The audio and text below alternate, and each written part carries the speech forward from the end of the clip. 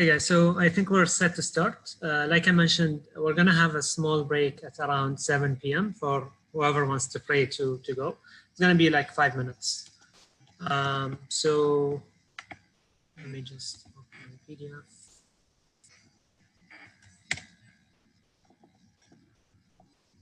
So I wanted to welcome you everyone to Startup Workshops. So Startup Workshops are a series of workshops organized by Startup Magazine. It's mainly organized for Bahraini women who are looking to start their own businesses or startups, either learn new skills or just simply take their business to the next skills. So the project is funded by the US government and is made possible by a number of strategic partners, including Tamkeen, Zain Bahrain, the Manama Shapers, Ubay and Helen Majra. Myself, I'm Yasser Abdulaziz, and I'm going to do a proper intro about myself later within the intro. So Startup Magazine is a Bahraini-based community and publication. It's targeted for startups in the Middle East. They cover a variety of things from news about the startup scene to exclusive events, in-depth workshops, insightful content, as well as informative news about the whole ecosystem and the GCC and Bahrain specific. So wanted to thank them personally for organizing this. You can all follow them on Twitter, Instagram. Their media handles are at Startup Magazine. So in general, within the startup workshops, they have done 3 main workshops. The first is how to build and manage a business in Bahrain, which is just on general business building. The second, which is what I'm doing today, is how to build a technology startup in Bahrain. And the third is more tech related. It's how to grow your Bahraini business using technology. So after my session, there will be 2 additional sessions happening. There will be the tech, how to grow your Bahraini business using technology happening in August. And then the general how to build and manage a business in Bahrain happening in September. All these workshops are free to attend, and they're mainly for Bahraini women, or not just Bahraini women, but anyone who's interested in starting their business in Bahrain, but it's also targeted towards women in specific. And all of these will be announced by Startup Magazine on their social media. So a couple of disclaimers. These sessions are going to be recorded. And some of their content, if you appear on either one of the videos, I'm not sure if videos are on or not, but if you do, or even ask a question with voice, you might be like put in the marketing material for the workshops. And this workshop and its content do not necessarily affect the views of the Department of State, the United States government, or any strategic partners. And it's been prepared directly by me personally. So in terms of the agenda, the session is going to be around 2 hours and a half. I want this to be a very casual setting, so I don't want to be just speaking for the whole 2 hours and a half. If you guys have any questions, anything you want to clarify, even if you want to share your own experience on any of the topics, feel free to either unmute yourself. I think Janan mentioned that the unmute option should be allowed for you. If not, then you can either raise your hand or simply send a question in the Q&A section. And I'll do my best to allow you guys to interact and talk. So I strongly encourage you guys to do that. And I don't want it to be just a one-sided, let's say, conversation. We will have a break. So one is going to be the prayer break at 7, and we're going to have another 10-minute break around, haven't timed it, but probably around 7:30 or 8.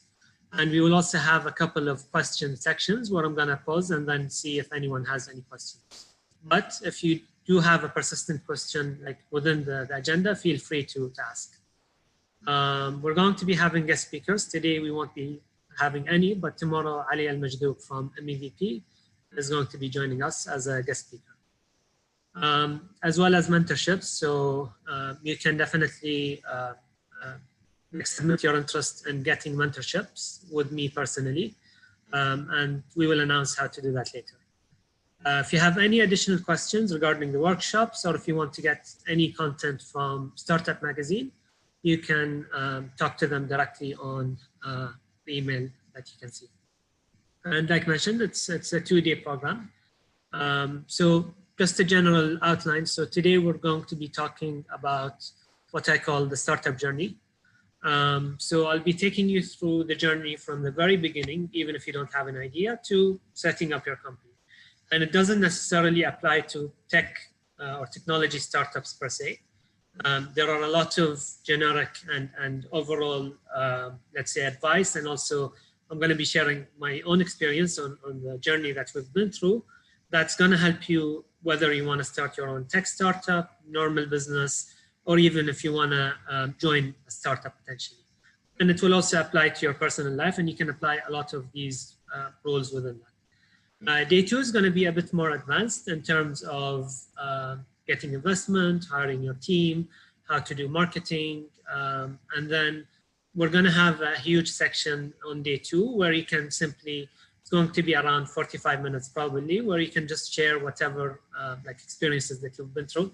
So it's important for me as a presenter for me to get you guys to interact with each other and to get to hear each other's stories. So I want to utilize that tomorrow heavily. So if anyone has anything specific that they want to mention, please prepare it.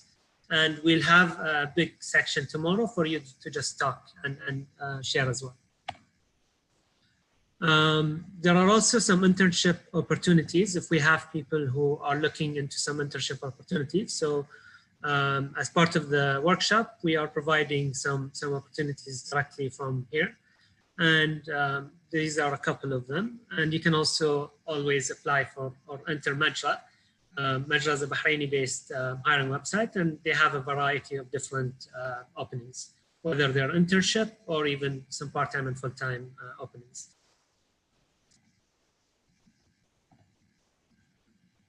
We also have a section for networking, which won't be happening today or tomorrow, but we have two types. We have the gatherings and panels, and we also have the startup huddles. So the gathering and panel are more, let's say, generic. They have, let's say, like-minded individuals who can share their own experiences in a very casual settings, and you guys are more than welcome to join those.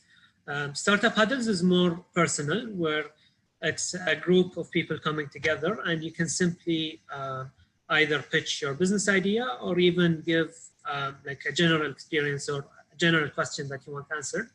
And then you might have different people from different backgrounds get to interact with you on a personal level, either give you advice on your idea or even give you some general feedback. So those are going to be happening in August and September. And all of them are going to be announced through Startup Magazine directly on their website. So coming to me, my name is Yasser Abdulaziz. I'm originally an accounting and finance graduate. I graduated from the University of Wales in Bangor. It was in around 2013. Once I graduated, I came back to Bahrain, started applying, and then I got a job for Unilever, which is an international FMCG company. I worked in Unilever in the finance department for around 3 years. In 2016, and I'm gonna basically mention how I got to Malaeb App later, but in 2016, I quit my corporate job to launch Malaeb App fully. And probably one of our achievements was that we've won the Startup of the Year in Bahrain 2017. So regarding Malaeb, so Malaeb is a social community app that connects people through sports. How I came with the idea was that, one, I'm a very active football player / coach and enthusiast as well. I play a lot of football. I always organize matches with my friends on a casual note. So during work, I noticed that the process of booking a football venue was very long and annoying. So one day I had a couple of deadlines at work, and my friends called me and they were like, can you book a pitch? We want to play. So I started talking to the pitches in Bahrain. The first pitch I called was not replying at all. So I went to a second one and he told me, oh, I'm sorry, we're fully booked. I called the third and they told me, I'm sorry, we don't have our bookings. Like they used to log the bookings in a physical notebook. So we don't have it. I don't have it with me on right now. Call me later at night. And then I didn't have the number for a couple of other football pitches. So I had to start asking my friends, do you guys have the number for this pitch? So despite being at work and having deadlines, on that day, it took me around 2 to 3 hours to finally find a pitch. And once I did, my friends were like, no, it's too late now, just cancel. So I'm like, guys, are you serious? And that got me thinking that, okay, there is a huge problem here. And I'm sure that other people are facing that as well. So what can be done in order to bridge that gap? This is when I started thinking about how this problem can be solved. At that time, I had zero knowledge in technology. I had zero knowledge on mobile apps and how they're built, literally zero. So after a couple of months of just like throwing the idea around my head, I decided to ask my brother, who's also a huge football fan, that, hey, Amar, I have an idea for an app. And this is where I basically presented the app to him. And I basically told him that, hey, by the way, I have no idea how to build an app. So you know anyone who might be able to help? And this is where he recommended Ahmed, my co-founder. So I met with Ahmed. We started basically talking about the idea, how it can be implemented, how it can be done.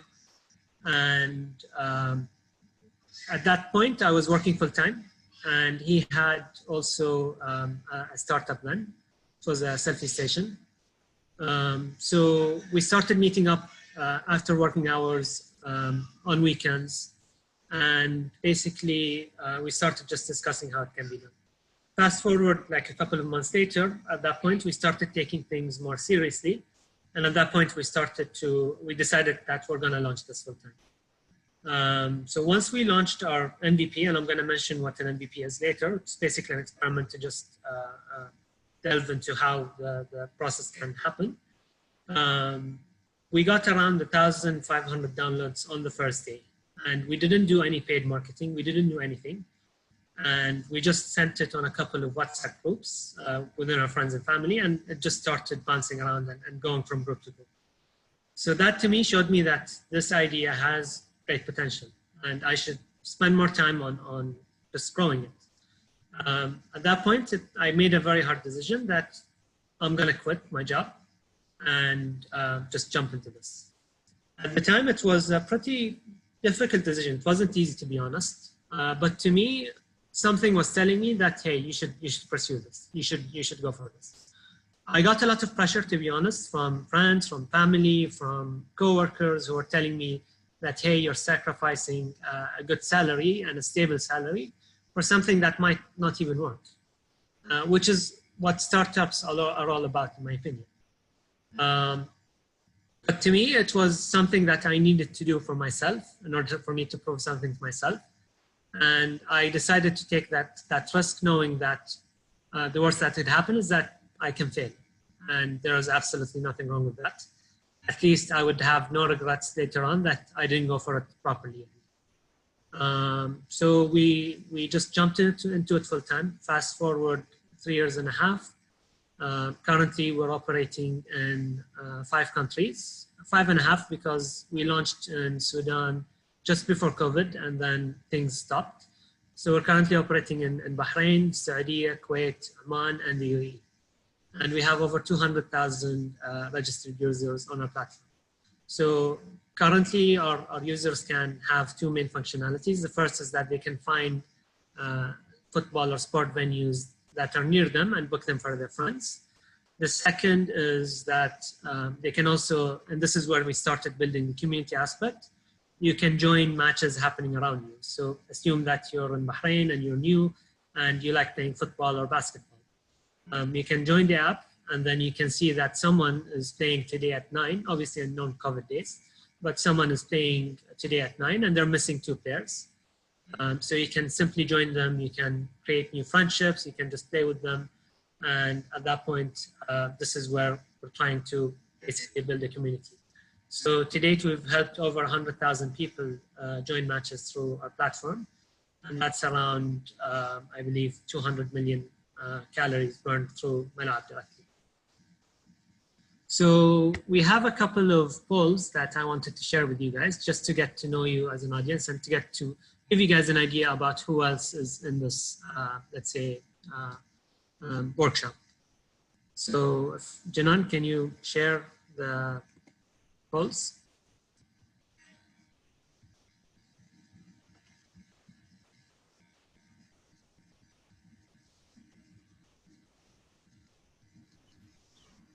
Yes, I'm not sure if you can see it, but it's launched.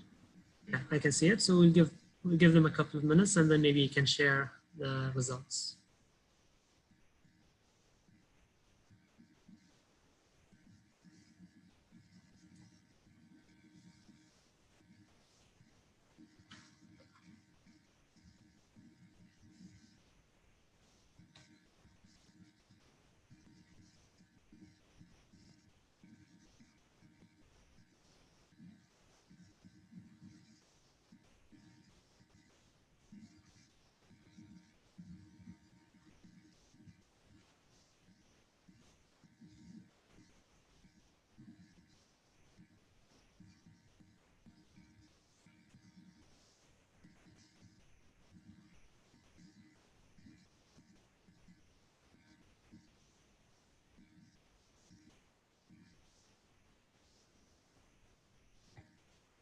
Okay, Jinan, I think, can you share the results? So the first question is, how old are you? And just to get a sense of the age groups. Okay, so most of us are millennials, let's say, a couple of generations Z probably. Second is, what stage are you in? So around 63% are thinking about starting a business. Then you have around 19% who have recently started their business, and then another 19% who have actually been running their business for a while. Third is more of a casual question, and I'm sure you guys are looking forward to ask. So what's the strangest thing you've done while attending a meeting online? And online meetings are like have been something new to us, especially with COVID. So I'm interested to see. So 2 have said ate breakfast. Interesting. 7 wore pajamas. I'm not sure how many of them are wearing pajamas now. So 3 have actually cooked lunch and dinner. So that's a bit of multitasking. 1 has brushed their teeth while being in an online meeting. Okay, not gonna judge. 2 have watched Netflix. Hopefully nobody's watching Netflix today. And 1 is too embarrassed to say. If you can share that on chat, that would be amazing. Otherwise, it's fine.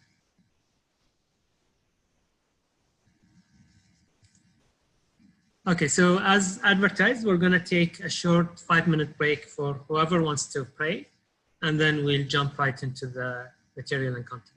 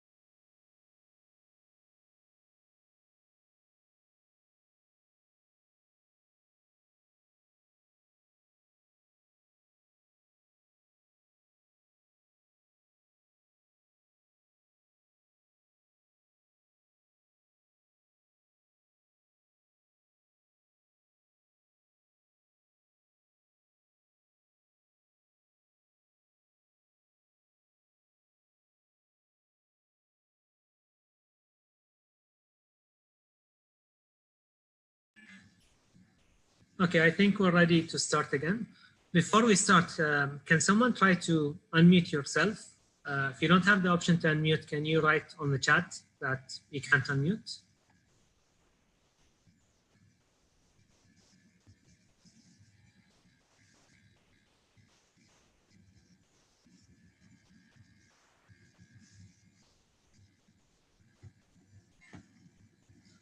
Okay, Janan, they can't unmute, so want to test something, or should they just write any questions on their chat?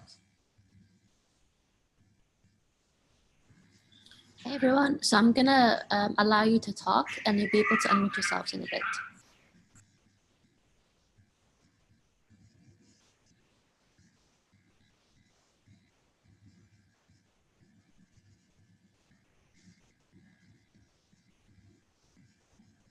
Okay, I think, Khala, can you try to unmute? Hello. Yeah, I can hear you now. So whenever someone has a question, you can just unmute and ask, or if you're not comfortable with unmuting, you can also send it either on chat or in the Q&A section. So Janan should be interrupting me if I'm in full screen mode, and we can answer any questions. But do feel free to interrupt me at any point if you have anything you want to clarify. So I think whoever can't unmute right now, Janan is doing it. He should be done in a couple of minutes.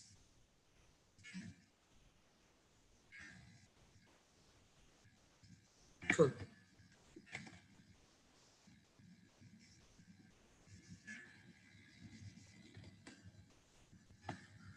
So first question I wanted to ask, and if anyone can jump in and answer, is that we always hear about a term called a startup.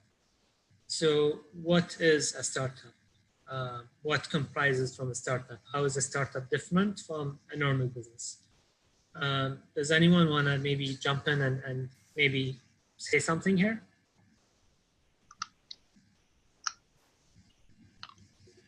Or you can also write in the chat your opinion on what a startup is.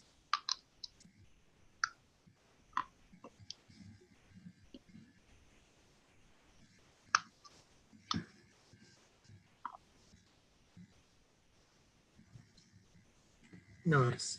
So I've compiled a couple of definitions from different websites on what a startup is.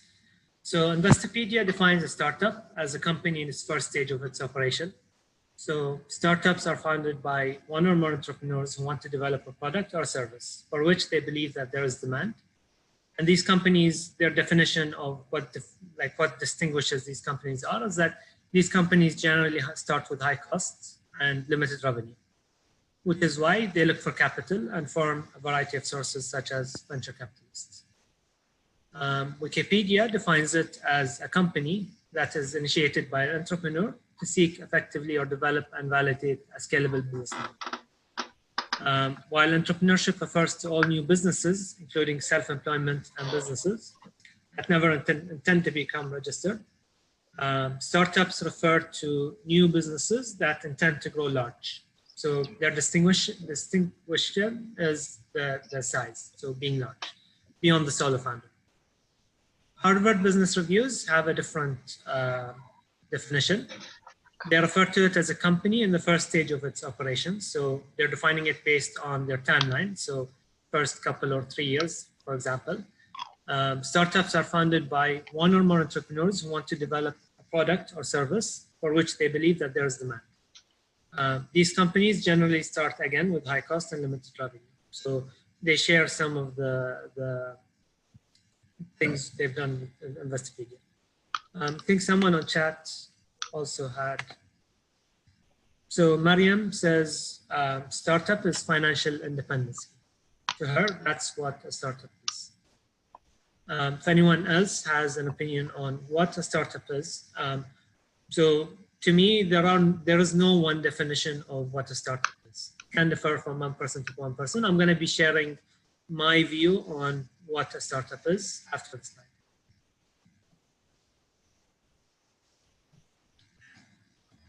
Okay. So my own definition is that a startup is a company designed to grow fast So that's my first characteristic of what a startup is. Growing fast, usually by using technology. So to me, the second distinguishment is technology, or characteristic of what a startup is. And I'll explain in a bit why technology.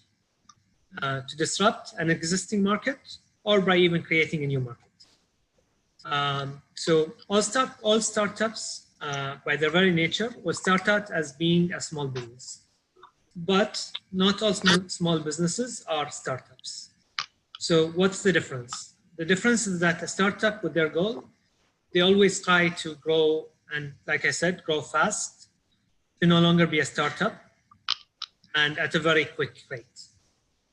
While many small businesses or business owners are more than happy for their small businesses to remain small, relatively speaking. So a small business, like, for example, you can open either a beauty salon or, let's say, a bakery. There are already many bakeries. So what is making you different from those different businesses? Or if you want to open a salon, what makes you different from all the other salons that are out there? You might be more ambitious, where you want to start opening different branches and expand aggressively, and then maybe open branches in Saudi, in Kuwait. That doesn't mean that that's going to basically define you as a startup. Why? Because you're not changing or disrupting the business model. It's always been there. You're applying the same. You might have a website or something technological, but you're not growing at a very fast rate where you can find yourself with 100,000, 200,000 users within a year or two. And that's where, in my opinion, the difference is. So startup by definition should grow rapidly. And usually the best way to grow rapidly in our time and day is by using technology. So technology allows you to start in Bahrain, but service clients in the US, in the UK, in Australia, in Europe, from here, and in a very quick manner, within a couple of years. It wouldn't take you 40, 50 years in order to reach that stage. So what I like to usually do is that take you guys on what I call a startup journey. So these steps should allow you, whoever you are, whoever your background is, no matter what your resources are, be able to start your own company or your own startup. You don't have to be special in order to do it. Literally anyone can, as long as they tackle it in a different way and in the best way possible, and by repeating a couple of steps that they can take. So I usually break down the startup journey into 5, and we'll be going into each one of them in detail. The first is explore and plan. The second is market research. The third is market validation. The fourth is building your product. And then the fifth is scaling your product. Like I mentioned earlier, I started Malaeb with literally 0 experience on either how to start your own business, or even how to start a mobile app that can then go into 5 countries. Literally 0 knowledge. All my academia, let's say, or work experience was very corporate, was very into finance as a major, and that's what I thought I wanted to do. Eventually, maybe the reason why I started Malaeb was because I was a young graduate, but I was also very ambitious, and there is this ladder, that imaginary ladder that you have to climb in a corporate, where they measure how many years you've done something and how old you are and all of that. To me, I was young, but I was also willing to deliver something now. And that gave me the drive to have things in my own hand and control things in my own hand. It wasn't easy. It took a lot of learning, a lot of experimenting, a lot of different things. But eventually, by doing things and by keeping on failing, we reached to the point now where we are now. So I think Janan is saying that, can everyone just make sure that their mic is muted?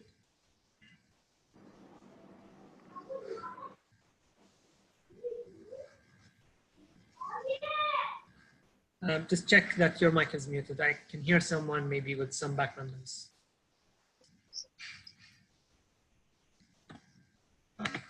So the first thing you need to do is, what do you want to build?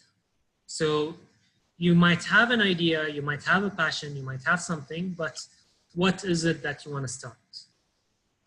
Would people use it? And can you turn it into a business? And to you, that these questions you have to answer for yourself. So each person will have different goals, will have different objectives, will have different resources, different, let's say, personalities, skill traits. But you need to define what you want to do yourself. So how do you find your startup idea?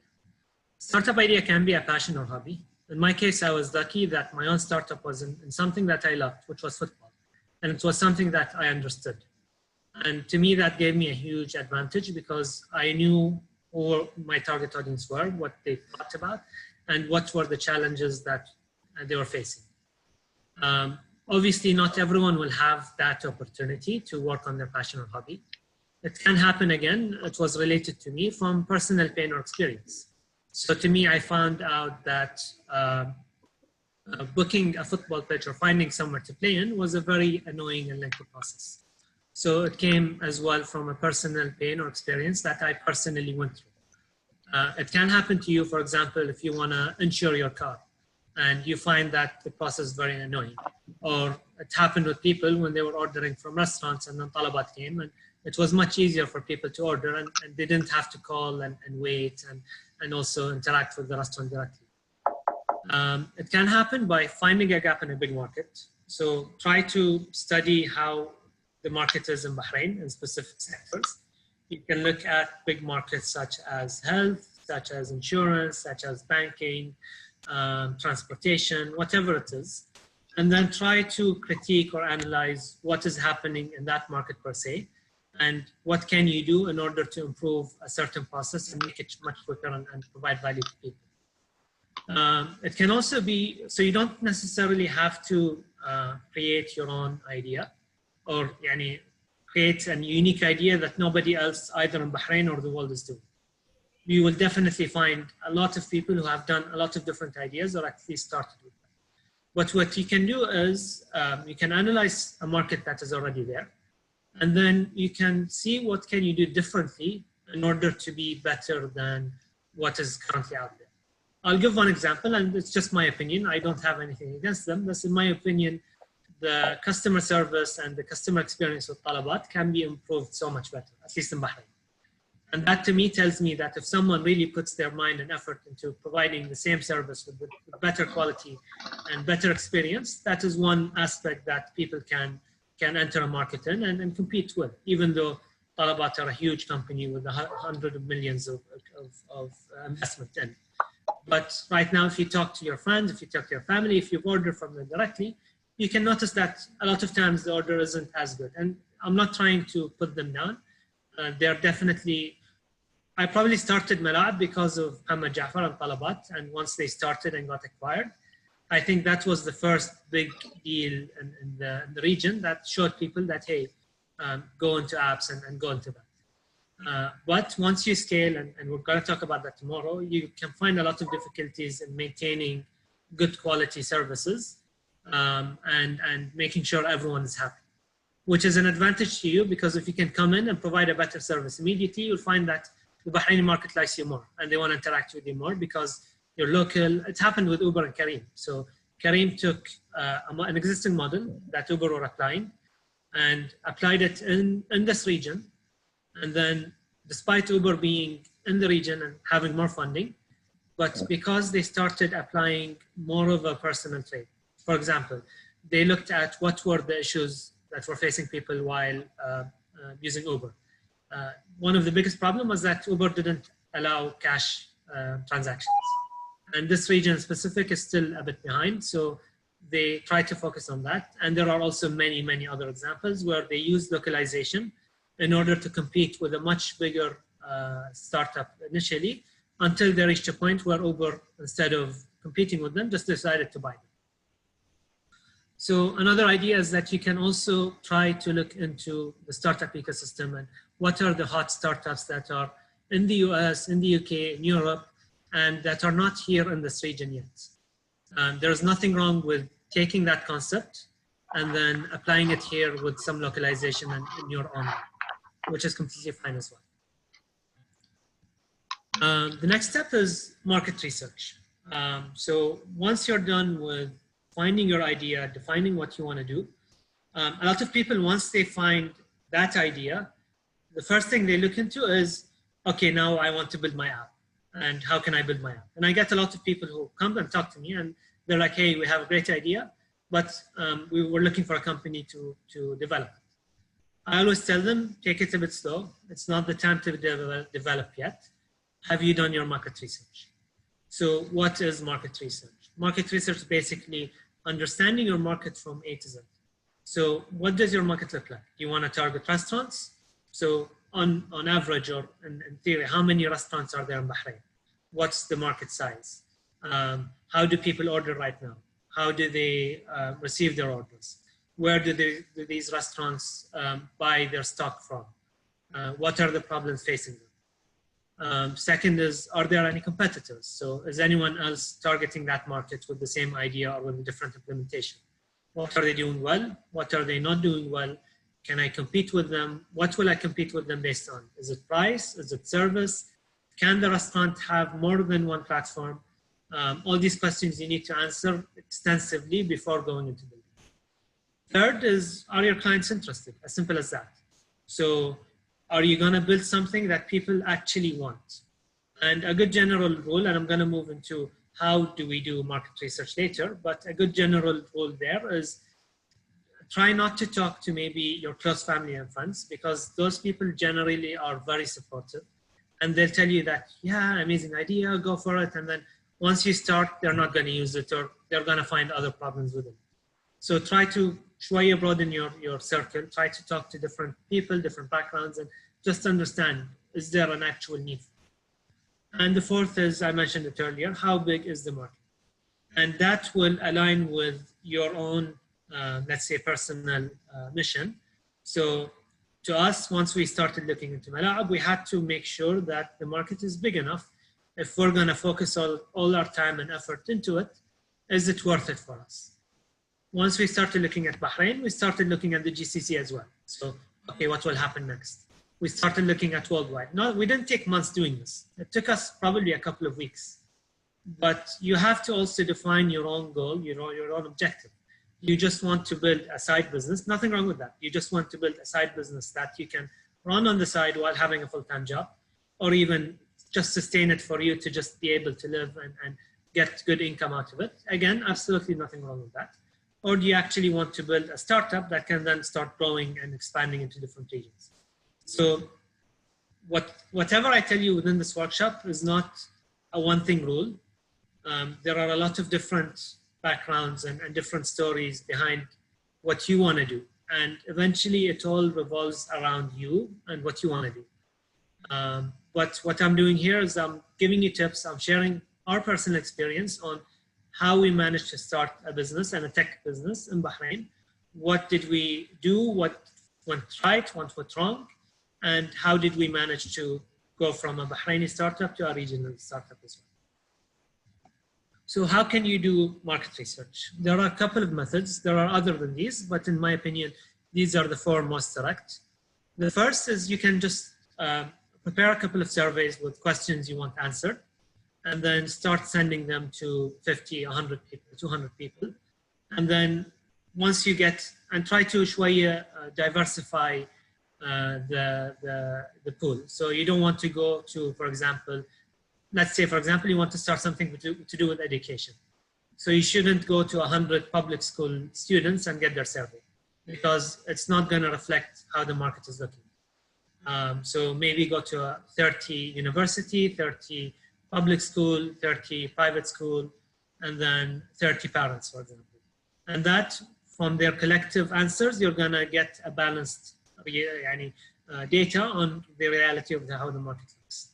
The second is focus groups. So you can gather around 10 or 15 people and just have a conversation on what you're thinking about doing, how they would perceive it, and just hear from them on why they would use it, why they wouldn't use it, how they would use it, and just to understand it.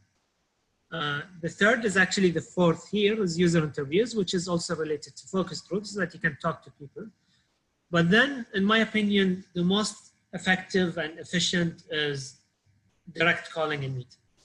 And this is something that you have to do as a founder, is that don't allocate it to someone. Don't go to an agency and tell them, hey, I want market research, and let them do it. To me, this is the most important step for you to make that jump, is by actually you going and talking to people. If you want to target restaurants, go to restaurants, meet the managers, meet the owners, and tell them about your idea. Don't be afraid.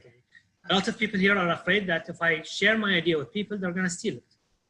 I'm assuring you, ideas are easy to come. Nobody, whoever is going to try to steal your idea, one, won't have your authenticity and also how you want to approach things. And they're just not going to have the same passion as you have, because it's not original to them. So once we wanted to start, for example, what I did was I actually started calling football pitch owners. And I told them, hey, my name is Yasser, and we want to start this app where people can start booking online. And I just started asking them certain questions. So how are you managing your business right now? Is it pen and paper? Is it an app? What do you use? Second was, if I have an app that allows people to book, would you be interested in listing it? And then I heard from them. And then third question was, what are the problems that you're facing within your football pitch? What can be better? What can be improved? And how can I improve that? Once I started to do that, at that point, we didn't invest a single dinar into the business yet. But that gave us a realization of how we should start and what should we build in the beginning. Just by talking to people, by talking to pitch owners, by pitching the idea. And to be honest, a lot of them were skeptical. So it was something that was not done before. It was something that was completely new in Bahrain, and even, let's say, worldwide. There wasn't a Facebook for football, for example. But a lot of them were skeptical, and I'm not sure, or no. And we got a lot of no's, to be honest, in the beginning. That no, I'm not going to be interested. But once we found what we call our early adopters, we found 5 to 6 that were willing to experiment with us. And they were willing to just support us at that point. That was enough for us to validate our idea and just figure out how we want to build this. The second thing is, why do you want to do your market research before building the app? Because once you start building your app and then launching it to people, a lot of times what you have in your mind and your head doesn't apply in the real world. People start dealing with it differently. And for you to then change what you already built is a very lengthy and complicated process. So the best thing is to take it step by step, understand what do people want right now. And I would always advise you to start on and if you have a concept that has 10 or 12 different ideas that can be incorporated within it, start with 1 or 2 maximum. And then launch it and then get feedback from customers. And then based on that, you'll know how to move forward. This is my one takeaway from this. So become your target audience. If you want to target a business for restaurants, you have to research the market up to a point where you know exactly how restaurants operate. It's as if you own your own restaurant, or you have your own restaurant, you're starting your own restaurant. So you have to understand the market or the business you're targeting fully from A to Z. Especially if it's not something that is your hobby or that you constantly do. And me, despite being someone who plays football a lot, I didn't really understand how the pitches operated. How much money do they make on average? How much did they rent? How many bookings did they have a day or a week? So I had to get all of these questions answered, and it took some time, and it won't come all the way, but you have to become them. You have to think like them. Now we've reached a point after 3-4 years of doing it where we have people, for example, who want to build football pitches, who come to us and tell us, Wallah, hey, we have an empty land and I want to turn it into a football pitch. And because I've studied this and interacted with this market for 3-4 years, at this point, I can tell them how to build it from scratch up to having a successful business. So which suppliers to go to, what's the difference between the different suppliers, who provides a better service, what they have to look out for, how do they start, how do they market, how do they get bookings in their peak timings. And we actually started charging venue owners for feasibility studies, just to prepare them a study on how to do it, what to do, what their options are. This also helps us in terms of what can we do for them in order to solve their problems. So if you can't solve their problems, eventually they're going to tell you, hey, why am I paying you? Why do I keep paying you money? And you have to develop and improve your product as well. If you don't understand how they operate and what their different problems are, then you probably won't. And that also applies to any sector that you want to enter. And you need to define who your audience is. Sometimes you're going to build what they call a B2B, a business to business, where you are providing a platform for other businesses or other companies. So at that point, you have to understand how they operate. Or you can be a B2C platform, more of a social thing where people can join and interact, and you're targeting individuals. Or you can be something in between. So something that is a marketplace where I can find football venues who I'm providing a booking system for, and then normal individuals who want to book can use it. But in all, with all parties, you need to understand each one very, very well. And the more you go, the more you're going to find that different people think differently within your market. So I had a lot of ideas that, hey, people think like that because I think like that too, or I face that problem too.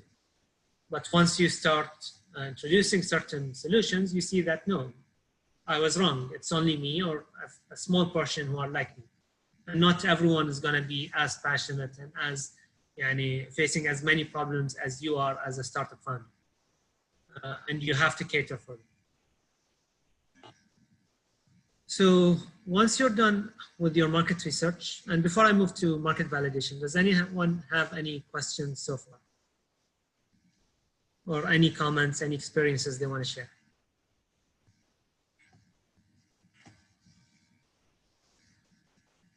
Okay, so Shuruk, I think, is asking, in your case, did you do or made any market research? So as mentioned, yes, we have. It wasn't something very formal or official. It was something that we were doing on a case-to-case basis, and by meeting people, by calling people, by just sitting with people and understanding how they do things. In my opinion, that's much better than any other form of market research that you want to make. Okay, after you're done with your market research, at least now you have an idea about what you want to launch. Does that mean that you're going to start building your whole concept now? Before I move, we have one question. So Isra is asking, so I just wanted to ask, how can one approach target audience without having a name for themselves or a business? So you don't have to have even a CR or a company or anything ready. You can simply go to them and tell them, hey, my name is Isra, and I have an idea for a platform that does 1, 2, 3, 4. Nothing wrong with that at all. And just ask them that I'm going to be, and if I launch this product, I'm going to be interacting with you guys by doing this, or by having a platform where people can order online, for example, or I can increase your sales. And just start asking them different questions. Again, some people might not be very receptive. They might not answer you clearly. But trust me, you'll find people who are going to be so helpful. They'll literally sit with you for 2-3 hours and have a conversation with you and answer any questions you might have. So it depends. If you get a couple of no's in the beginning, nothing wrong with that. Just keep trying, keep meeting people. And then the next step would be once you have something small that just shows them how things will be done, or a prototype or a drawing, whatever it is, that's going to help you in explaining the idea maybe even further to them. Mariam is asking, do I need to start a CR to start receiving payments on my platform? So I think that we will address later. What we're talking about right now is, we haven't started even building an app. We haven't built anything literally. So you're taking it step by step. And once we reach that step regarding CRs and why should you set up a CR and how, I think we can address that question. So like I said, once you're done with the market research, that doesn't mean that, hey, I'm ready, I'm going to spend 15,000 dinars on building my app or building my full business. The next step, and again, what I'm talking about now doesn't only apply to mobiles, apps or websites or tech startups. It applies to any business that you want to take. The third step would be market validation. So in market validation, you need to build what is called an MVP, a minimum viable product, and then launch it and test it out in the market in real life. So what is an MVP, or what constitutes an MVP? An MVP is basically a very quick implementation of the idea that you want to take that is done doing one, the least resources possible, and two, using the least cost possible as well. So it has to be something quick, something buggy, something at times maybe even embarrassing, just for you to interact and understand how things work. And it's done based on an implementation of what you want to do, done in a very quick, non-extensive way. I'll give you a couple of examples. So these are different MVP ideas for different business types. So assume you want to build a restaurant or start a restaurant. You can still start with an MVP. How?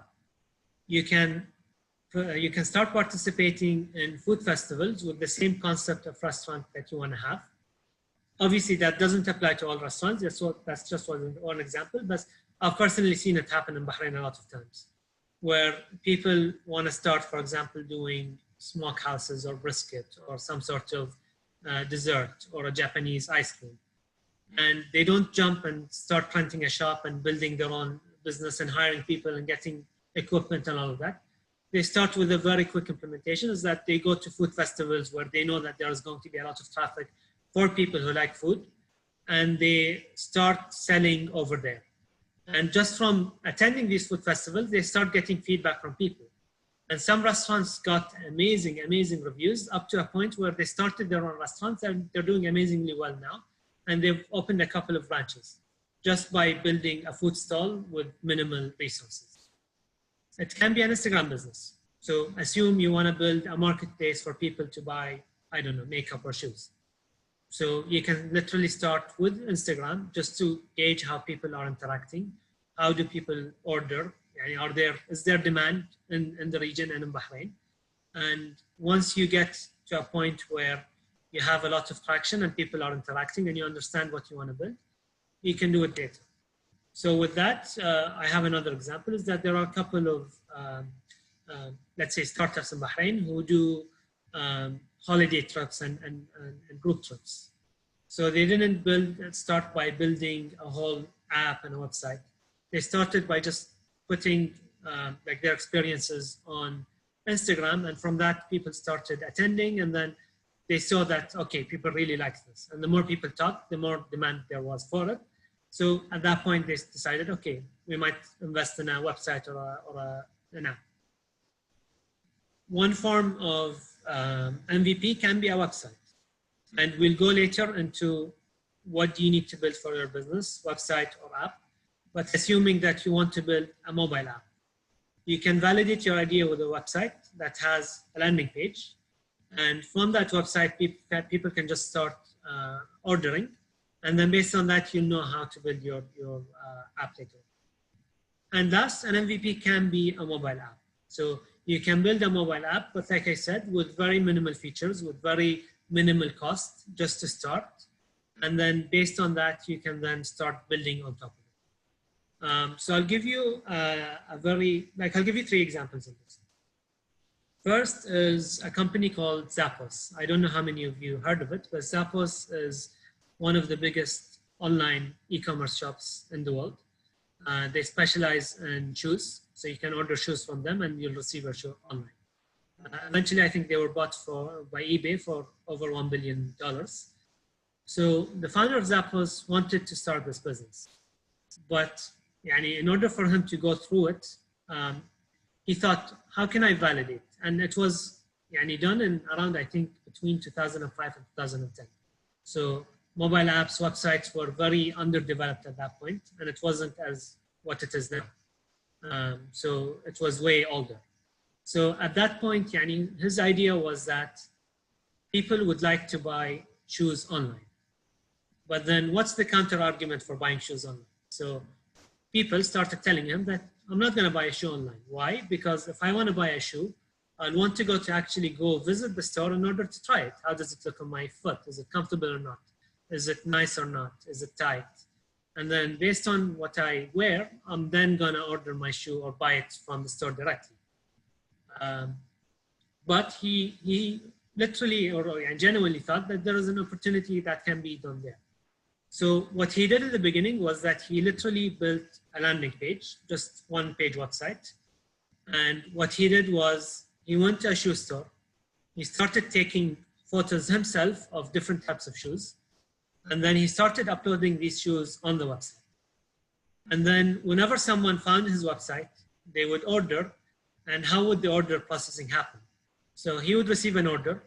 He would actually go down, go to the store himself physically, buy the shoe, go home, start wrapping it, and then go to the post and ship it. It's an insanely lengthy process, and it doesn't make sense at all, especially if you're going to have 1,000 orders even a week or a month. It's impossible to scale. But why did he go through that? It was just in order for him to validate and verify that people will actually buy shoes online. And how would they buy it? What are the questions they're going to ask? What are the problems they're going to face? What happens if someone receives the shoe and they want to return it? Or there's something wrong with the shoe? And just by doing that and experimenting with a small level, let's say, of scale, he managed to really validate that there's a huge market for that. And then he started investing and getting investment in and building a whole website, an app, and a team, and opening warehouses and buying shoes and having them in bulk and all of that. So you can see how he developed it from an MVP into a huge business. Another example, which is local. So I don't know how many of you have heard of Tel. But Amina maybe came to me at a very early stage. And like me, she had no idea on how to start a business. So I just told her, read The Lean Startup. I'm going to show you what the book is. And The Lean Startup talks about MVP and experiment with an MVP. So she literally started with the same concept. She started with a website. So her platform basically connects students who want tutoring with personal tutors. So what she did was that she built a website where she just put a form that you can fill that, hey, I want a math tutor for someone who's in elementary school on this day. And then she would receive an email with the form that you have filled.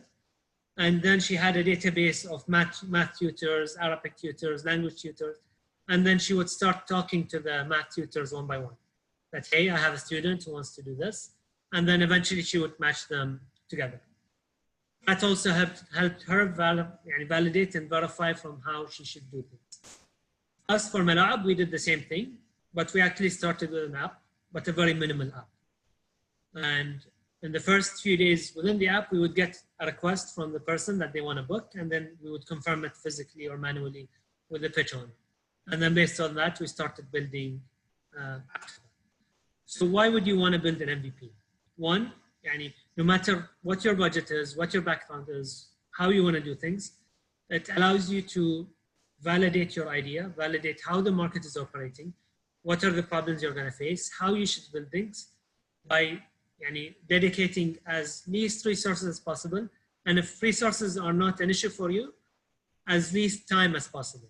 You can launch an MVP in a day or maybe a couple of weeks if you need to build something. As once you build it, you can immediately start interacting with the target market and then building your business step by step. And this type of mentality is something that you should not lose once you start scaling. So this lean experimentation has to be something that you have to maintain throughout. So to date, even now, whenever we want to build or introduce a new feature, we still MVP it. We still test it out on a very small scale, get data on how people are interacting, and then deciding how to move forward with it. So this is one example of what an MVP should be and what an MVP shouldn't be. So if you want to reach to where you have a car, you shouldn't build something where the experience is lacking or people cannot do the goal that you want them to. So if you build one wheel, if you want to get from A to B, you can't with one wheel, you can't with two wheels, you can't with a body with no wheels. So at all of these points, the customer is not going to be happy because they're not getting what they wanted. only once you take the time to go through all of this and then build the car is the customer going to be happy. Versus if you start with a skateboard, the customer is not going to be happy, but at least they're going to be able to reach from A to B. Then you can start building your skateboard into a scooter. And the scooter is a bit better, provides more functionality, it's quicker, and the user is going to be happier. Then you can promote it into a bicycle. And then from bicycle to motorbike, and then from motorbike to car. And notice how it's developing from step to step. And each step is taking the next step further. Instead of building a half product that doesn't even work, and then building another half that doesn't even work, and then building another, and then getting the full product, you need to make sure that what you want the customer to achieve and allowing them to achieve it. The customer doesn't care how it happens from A to B, as long as he gets from A to B. Any questions?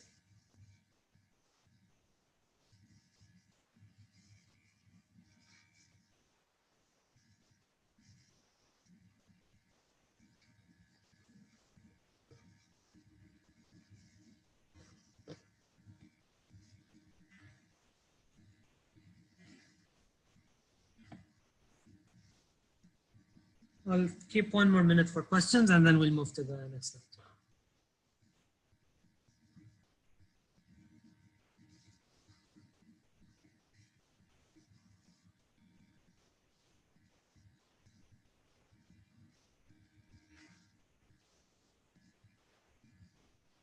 Okay, so Dima is asking, what about the user experience? So ideally, once you're building a product or building a business, you can't strive, let's say, for perfection or having a very high level of standard. So trust me, you're gonna keep finding different things. You're gonna keep finding different flaws, different design imperfections. It's never gonna end, never. You won't ever reach a point where you're completely happy with your product. So in the beginning, especially in the first couple of days or weeks or months, you can شوية sacrifice your user experience, not to a point where it's completely not usable, but you can sacrifice that experience just a bit, and you can compensate by providing an amazing customer support. So in the first couple of weeks, first couple of months, we got a lot of bugs either from the system or because the pitch owners we were dealing with did not know how to interact or were not used to interacting with the pitch owner app. So we got double bookings. We got people who we had to cancel their bookings, and they were angry. But you as a founder have to deal with them directly, and they will really appreciate that you as a founder, as an owner, as a CEO, as whoever you are, you're taking the time and you're really caring enough to actually talk to them. You can compensate them, you can always compensate them, and you have to allocate a budget for compensation. Mistakes happen either from technology or from actual mistakes that happen either from you or from the team. But as long as in the beginning, try to recover or mitigate these errors as quickly as possible and in the best way possible, and providing a unique customer service. So me personally, I was handling the customer service for Malaeb for the first, I would say, 1.5 years. So even until we were operating in 3 countries, in Bahrain, Kuwait, Saudi, I was handling it. And even after 8 months, we hired our first customer support representative. I was still involved. I was still always involved. And even if my employee or my team member solves it, I take the time to personally call whoever got a problem, apologize, compensate, and genuinely show interest in solving the problem. So all of these will help you maybe mitigate or take it step by step. So it's a balance. In the beginning, your experience won't be as good. Your customer support has to be amazing. And then it's going to be hard as you scale to balance between customer support, because you're going to have to delegate to team members, and we're going to talk about team members and how to manage them. But it won't be as good as you as an owner interacting with the user experience. So as you grow, you have to start really elevating your user experience up to a point where eventually everything has to be automated from A to Z. There shouldn't be manual interactions here and there. So hope that answers your question, Dima. Versha is asking, at what stage of startup would we need to register for CR? So up to this point, in my opinion, and obviously it depends on what type of business you're doing, but up to this point, because you're still at a very early stage, I don't recommend that you spend money or time or effort on getting a CR. And we'll go into virtual CRs maybe later on how you can do virtual CRs. But unless you have really important contracts with clients who want you to have some sort of, let's say, formal standing, you're not going to need it. Or if you need to start setting up online payments and online transactions, at that point, you're going to have to look at registering for a CR. Haya, what is the best platform to build an MVP website? We're going to be talking about the tech side of things, maybe later on in the platform. So I'll try to answer that question in the next section. Fida says that I feel like people usually want to build an MVP, but they might lack the capital or an amount to actually start that, especially if the project requires financial support. So what do you usually recommend at this stage? So at MVP stage, we started Malaeb at MVP stage up to a product that people were using with 5,000 dinars in investment. And that got us an MVP app. It got us a CR and an address that we had to rent at that point. We didn't have virtual CRs. It got us a small budget for marketing. And it also got us a small budget to have additional operational support. So obviously not everyone might have the same, let's say, capacity to put in a small capital themselves. At that point, you can always either speak to friends and family and get a small family loan. You can get a partner who might be able to chip in and help. And also we're going to be talking about fundraising maybe tomorrow, but there are accelerators and investors in Bahrain who can even invest with you at idea stage. But usually what they would prefer, it's not a condition. What they prefer usually is you having some sort of MVP, some sort of traction, just to validate that you're on the right track and you actually have something. So again, it depends on a lot of stuff, but you don't really need a huge budget to start an MVP. I had someone a couple of weeks ago come to me and ask me, like, they wanted to build an MVP and the budget they had was 20,000 dinars. But I told them, no, 20,000 dinars is not an MVP. You're building a full product. And we'll be talking later on how to basically bootstrap. Bootstrap is the term of launching your startup with using as least resources as possible. So Dima says, from your experience, do you think people prefer fully automated apps? Or would you suggest not having it automated to begin with? People obviously always prefer automated apps. But like I mentioned, once you start building your product, you might start building something that people don't really need or use.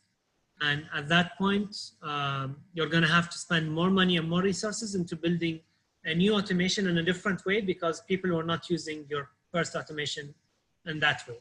So in the beginning, I would always prefer to have the least automation as possible, not to extent where everything is manual, because at that point you're not building a startup, but to a point where you're having to do a lot of things on your own, and that will also help you understand how things operate. Because eventually you shouldn't just dump the whole task on your developer and tell them, just build me an automated version. You have to explain to them exactly how you want things to go because of the experience that you've learned. Najma is asking, do you have an AMC contract in Malaeb App for football ground maintenance?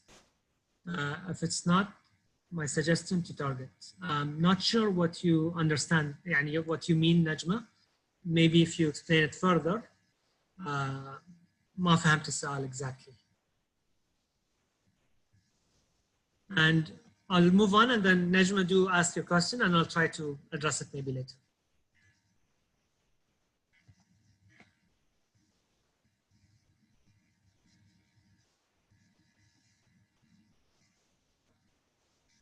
Okay, Mariam, good question. What can I use instead of online payments in the MVP? So initially, what you can use is benefit pay, cash options, bank transfers. All of these are valid payment options that people can do. It's not ideal, but it's something that people can use and utilize in the beginning. And trust me, I'm going to talk about Bahrain and Bahrain in general, but people here are very receptive and welcoming and supporting new ideas. So they would understand, especially if they know that you're in the first few days, they would understand that you're just starting and doing things maybe not ideally. In other markets like Saudi or Bay, it's much more competitive and people have much more of a high standard and questioning of startups. So to answer your question, you can do cash, you can do benefit pay, you can do bank transfers, maybe even PayPal. Okay, so maybe the question a lot of people have, and I had as well, is how can I start a technology company or a mobile app when I'm not a technical person and I don't understand anything within it? And this is probably how most of you and even I looked in the beginning. Whenever someone throws a computer in front of me and something happens wrong, I don't know how to deal with it, fix it. I'm not a very techie person in general. So how can I go from that step of literally knowing nothing to actually building a mobile app? So you have to know your basics. And these basics you need to read about, you need to research, you need to do a lot about. We're going to be talking about them maybe in specific in this session, but you need to learn a lot about what you want to do. So the first thing you need to answer is, what does my business need? And that will also go back to what your goals are, how you want to do things and what you're aiming to do. But in a lot of cases, you might find that a lot of people want to do a mobile app, but the target audience they're targeting and even their idea or concept is more suited towards a website. It can be used on web. Relax, people wouldn't interact with it as well on a mobile app. Or you might be looking to, if you have already a physical business or a traditional business and you want to go into technology, you don't always necessarily need a mobile app. You can always do a normal website. So what's the difference between a website and a mobile app? So a website is accessed through browsing. Obviously now in this day and age, they can also access it through mobile, but the experience is much quicker and better on computers or laptops. The user interface is much more navigational in terms of if you're doing it on a computer, it's much bigger in terms of how people interact with it. It always requires a connection, so people will not be able to open it if they don't have an internet connection. Whereas with apps, you can open some apps and maybe order or interact without a connection. Websites can attract larger audiences based on how you do SEO. So SEO is basically search engine optimization. So whenever someone searches for, let's say, dresses in Bahrain, and if you're doing some sort of business around tailoring or dresses, a lot of people will find you through Google. And Google is one of the most, if not the most, actively used platforms in the world. Websites are relatively inexpensive. They're much cheaper and quicker to do than mobile apps. But the drawback is that your features are a bit limited when it comes to websites. Versus mobile apps, you have to access them after actually installing the app, which is why maybe websites can attract larger audiences, because people might come through your app, but not everyone will have the urge to download it. Versus a website, they might come just across it, click, and then just close it. And they don't have to take up space or wait for a download. The mobile apps are more interactive in terms of the interface. So it takes you from page to page. There are different buttons, different elements that you can add. It's available offline, like we mentioned. It provides you with better user engagement, because you can then link some things like push notifications where the users are getting some sort of notification, and you can take them from page to page or from flow to flow much quicker, and also to receive whatever they need to. But it's relatively more expensive than websites. And another benefit is that in a mobile app, you can also use other apps or integrate other apps or features within your phone, like the camera, location, for quicker and accessibility. In terms of mobile apps, it's important to understand that any mobile app has two main elements. One is called the front end, and one is called the back end. The front end is basically the app that you as a user interact with. So if you download Talabat and you're ordering food or browsing through restaurants or making your payment online, you're usually interacting with what they call a front end. So it's what the user is interacting on, the icons, the messages, the pop-ups, all of that. Whereas the backend is whatever is happening in the background. So if you make an order on Talabat, you're interacting with the front end. But how can the order reach from you clicking that button to the restaurant or to the team of Talabat? It's usually done on the backend. The backend is where they start adding restaurants, items, menus, prices, databases, and they store as well your database to link that. For example, Fatima is making an order and this is her phone number and this is her order. All of that happens in the backend. So the backend is where everything is happening, and every page you go from to, it's processing a lot of data in the backend. So front end is the client side of the application, whereas backend is the server side. You don't usually interact with the server side. So it's the part of the website or app that users interact with, whereas a backend is whatever is happening in the background. Any visual aspects of an icon, of a button, is usually done on the front end, whereas the communication that is happening between the app and the backend is happening on the backend in terms of processing the data. So the front end is what you guys are touching and experiencing, whereas the backend is the brain that is telling what you guys are interacting with, what to do. So I know that might sound a bit complicated, so I have a very quick example, which is a restaurant. So in a restaurant also has a front end and a back end. The front end is usually whenever you sit down in a restaurant or you go to a waiter, is the waiter interacting with you, giving you the menu, taking your order in. So all of this is happening between you and the front end, which is the tables, the chairs, the waiters, the menus. This is all the front end. But once you make the order, so you tell them that I want to order this item, the waiter takes the order to the kitchen. And then the kitchen is the back end of the restaurant. And the kitchen is where all the ingredients are. And then the chef has to know that I have to pick this ingredient and this ingredient and this ingredient, and then put them in a pan and then cook it for this long and then put it in a plate so that you as a user can then receive your order. So this is a very quick example of the difference between front end and back end. Next thing in terms of mobile apps is that there are two types of apps or technologies. You have native and you have hybrid. So in a nutshell, what's the difference between native and hybrid? With native, so like you guys know, there are two main, let's say, platforms or processing languages processing systems that people use. You either have the iOS and the App Store, or you also have the Android and the Play Store. So if we're talking about native app, what native means is that you're going to have to build two apps, literally two apps. One app is built for iOS and iPhone users, and then another completely separate app that is built for Android users and Samsung users. So in that case, you might want to build two different apps at the same time. Whereas with hybrid apps, what you do is usually your developers or your development team will code once, and these hybrid technologies allows the same code to be implemented on two platforms at the same time.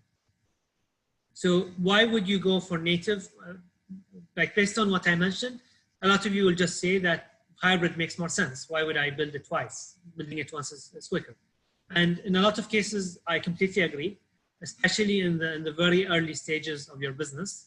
So native in general, as you can assume, because you have to build two platforms, is more expensive takes more time, and usually the developers who work on iOS can't work on Android. They're very limited.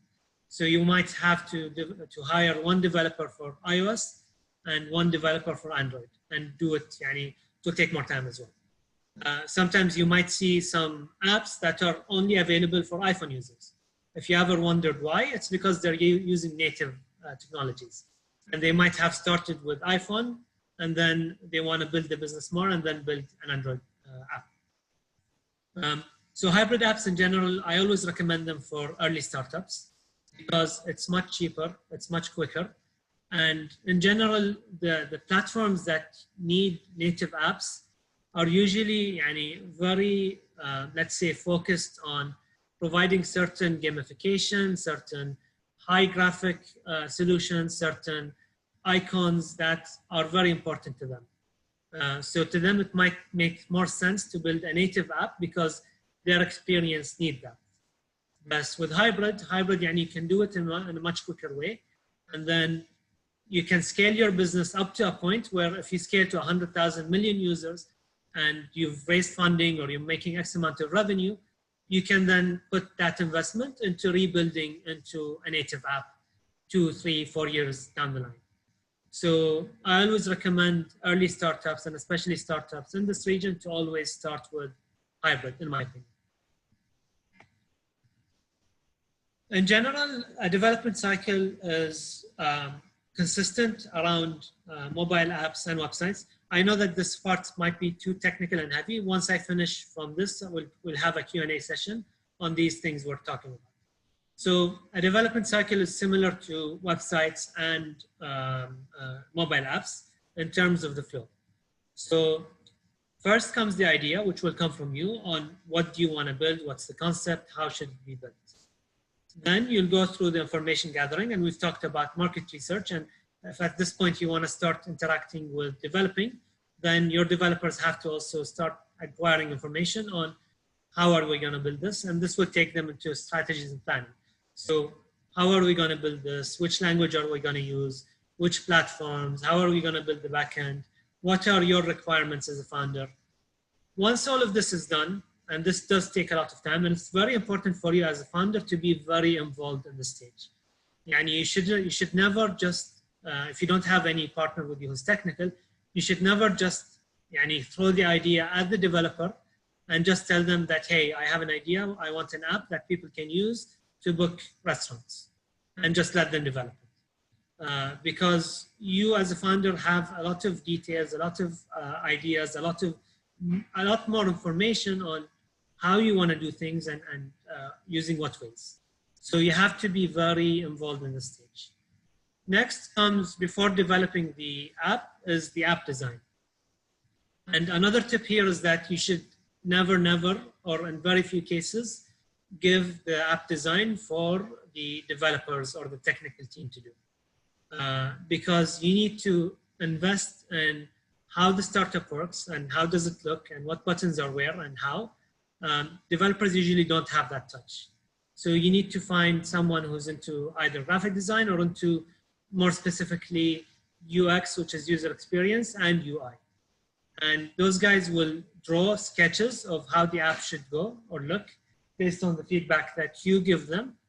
And then based on that, you can then give the designs to the development team, and the development team will follow the work of the designer in order to start the app development. Once the app development happens, there should be testing before it's launched to the users. So there are usually 2 to 3 phases of testing. The first testing is done internally with the developers between themselves. The second stage is done with you as a founder, and you have to start testing how does the app look, how does it interact, all of that. The third stage is that you might want to test with a small pool of friends, family, early adopters who want to use the app. Once you're done with all of this steps, at that point you're ready to launch. So it's important to follow this process, to not skip any of these steps, because if you do and if something is lacking, then you're going to have serious problems with your users. The last stage before we go to the Q&A is, in terms of development, how can you develop? So you usually have two options. One is having an in-house development team. It can be a partner, it can be someone as an employee that you hired, plus their employees or partners in the company. The second is outsourced. So with outsourced, usually what happens is that you would go to a company and you would ask them to develop the project for you. Once they're done, they're gonna deliver the project and they don't work for you anymore.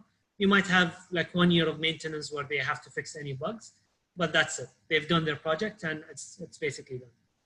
The advice I always give to startups, and I'll talk about it maybe why in a bit.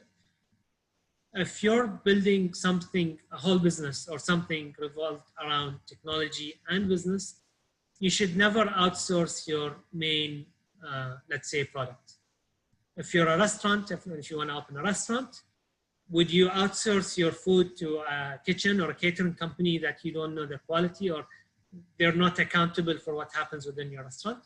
Unlikely. You're going to hire your own chef, you're going to hire your own team, because you can then watch them day by day, and then if someone is not abiding by the standards you want, then you either make them do that or you then replace them.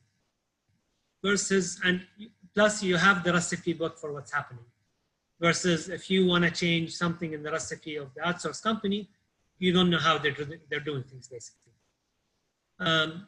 In terms of cost, in-house development is more expensive on the short term. So you'll need to hire 1 to 2 developers. And in the short term, that might be higher, especially when we're talking about 3 to 6 months, because khalas, you're paying them salary on a monthly basis. It's not just one-time fee and you're done. But once you go further into the project and you start developing it more, it's going to save you so much money across long term, 1 year plus. Because whatever they do is controlled, whatever they do is based on what you want. Outsourced development is cheaper on the short term, so they'll quote you a one-time fee that you just do, and khalas, they're going to build it and you're done. But here's the catch, and once they deliver that project, what if you want to change something? What if you want to add a new feature? They're going to keep charging you and adding more and more and more to your bill. They're not going to do it for free in most of the times, especially if you did not, it wasn't their fault. So you thought that you wanted to do something in a certain way, and then you change your mind based on the data you got. They're going to ask you to pay and pay and pay, and it's a never-ending cycle. In terms of speed, maybe in-house development is slower on the short term because you might have a small team. But as you grow and as you expand and as your team gets better, it's going to be much quicker. Versus outsourced development is quicker and faster on the short term. But then once they deliver the project and you don't have to pay them huge amounts anymore, they will start looking for other projects. And that means that eventually you're going to fall down the priority list for them, and they're not going to give you any priority or attention. In terms of flexibility, in-house development gives you full control and flexibility on how to do things. So if you want to change an SMS provider, if you want to change a functionality, a feature, it's all in your hands. Versus outsourced development might use some technologies that you do not want, that are very hard to do later. Communication with your in-house team, you're communicating with them, they're part of the team, they're your employees. So it's a much quicker access. You can access them any time of the day. Outsourced development, they'll allocate you an account manager or a developer, and those usually have working hours, and then they might be on leave, they might not reply on time, so communication is maybe not as good. In terms of resources, because you're starting with a small team, you might have limited expertise in the beginning, but then you'll keep growing it. With an outsourced team, you can have more experience, and the development company might have also their own designers in-house. Last, in terms of security, in general, with an in-house team, you definitely have better control, and you have contracts with your users or employees that are abiding them. So you don't need to worry about that part much. With outsourced development, you're not sure about their security standards. You're not sure about confidentiality. They might get a certain client, if you don't have a confidentiality or a non-compete clause in your contract with them, they might build your concept or the resources they use to build your concept with other companies who might even be competitors.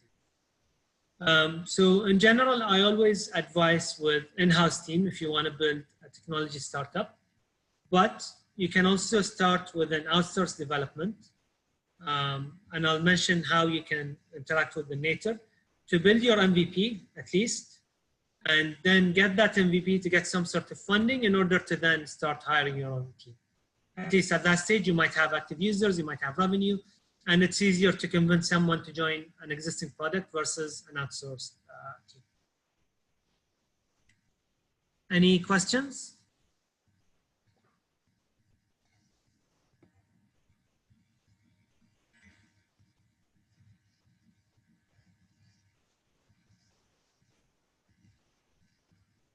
So Varsha saying she has a confusion about how to include proper payment gateway on website or app other than cash or bank transfer.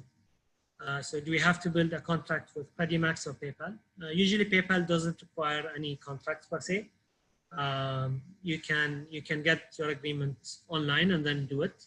With Credimax, if you want to start basically accepting credit cards and debit cards, in that case, yes, you will need to set up a company and then they will have to have some sort of approval process in order to approve your business. And then at that point, you can then integrate the payment gateway with your provider basically, or with your app.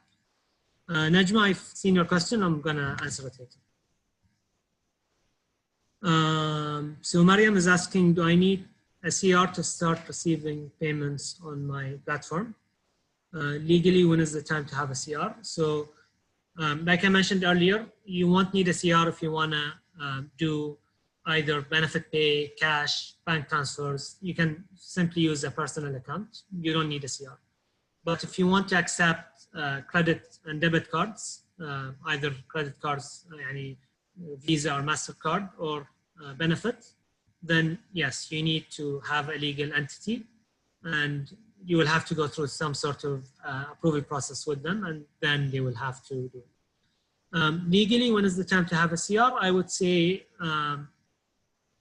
depending on once you start maybe signing contracts and accepting payments, at that point legally you might need to. But having said that, you can also accept payments in the early stages without, for example, most of the Instagram online shops, they operate without CRs and they do transfers through bank transfers or benefit pay. So they don't have any legal requirement to set up a CR. But if you want to do credit debit cards, you definitely need a legal CR.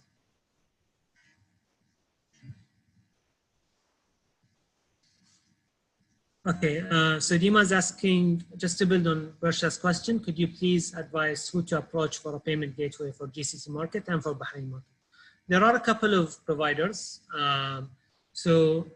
For benefit, you can do a contract with the local banks directly. So you can contact some banks like MBB, BBK, and they will do the integration for you directly. You can also go to Credimax directly, who offer both debit and credit card. So Credimax is another option. In terms of GCC, you also have a couple of options. You have a company called TAP, they're Kuwaiti. We're using them for Malaeb. Personally, I really like their customer support, their experience, their service as well. There is another called PayTabs. PayTabs used to be based in Bahrain and they used to process in Bahrain, but they're only operating in the GCC and not Bahrain. You have Payfort is another option. Obviously, once you start talking to them, each one will have a different rate based on the level of activity that you might require. And you can then negotiate that rate and then decide which one makes most sense to your basic project. I have a small bias with maybe TAP because we've been dealing with them for at least 3 years and I really like the level of customer support that they provide.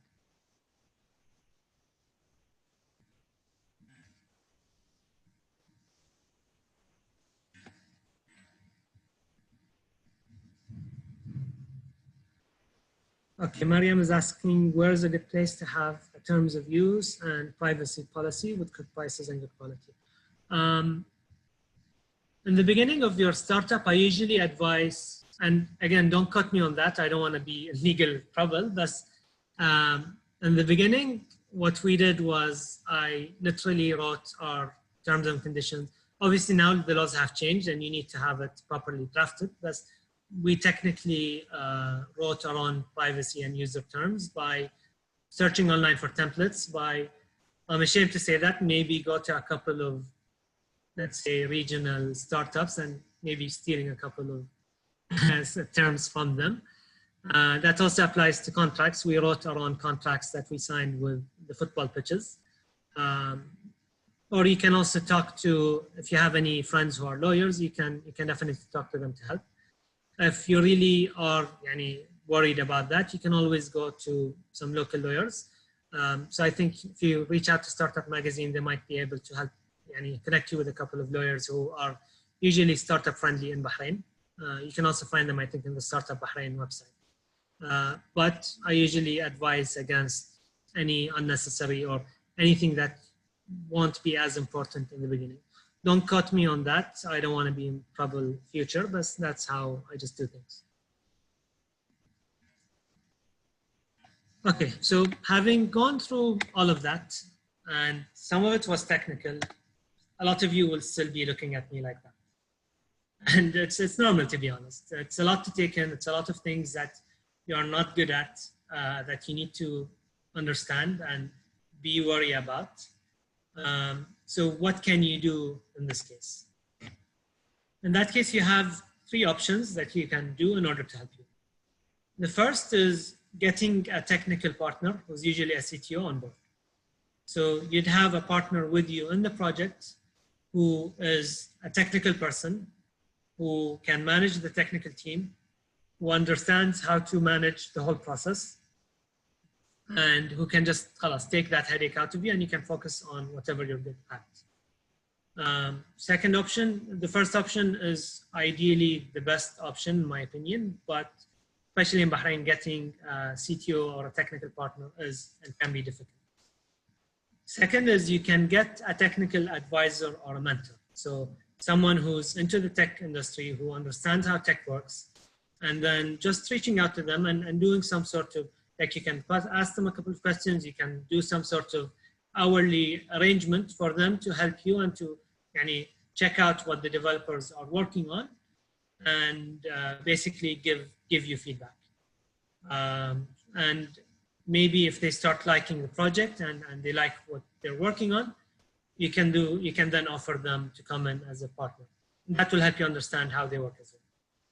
Third is you can do a lot of research and do a lot of reading and manage the product at MVP stage yourself, or with the help of an advisor, and just trying to make sure that the project is moving as you are. You'll have to be very involved, not in coding and writing code, but in general in terms of managing the whole product and outsourcing.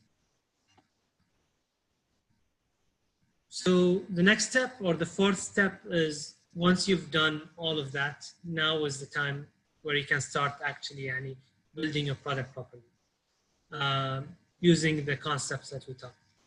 So the lean startup methodology for any product cycle doesn't mean if it's in the beginning or even 10 years from now, is that there is a cycle called the build, measure, and learn cycle. So you build an idea, and usually you build it into an MVP or a very quick implementation. Then you measure with data and user interviews on how customers are responding to it and what their feedback is. And then based on that, you learn what was the outcome. Was it positive? Was it negative? And should we pivot? Pivot as in change what we were doing into something else, or persevere and continue building later. And then you go back to build, and then again you go to measure, and then you go to learn. And it's a continuous cycle that you have to go through. I think we've done questions. We'll have a quick 5 to 10 minute break. I think time is running out, so we'll have a 5-minute break. So it's 8:20 now. We'll come back at 8:25.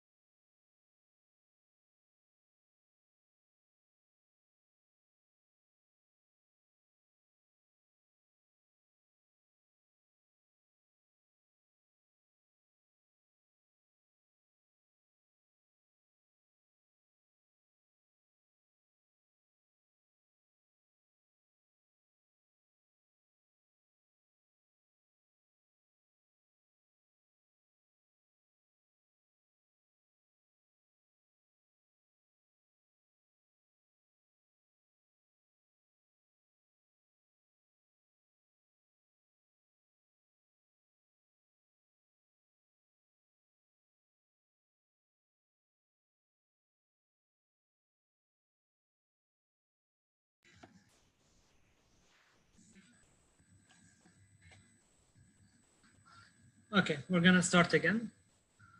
So the first part of the presentation included a lot of, let's say, concepts, and also teaches you on how to take things step by step and how to start your business.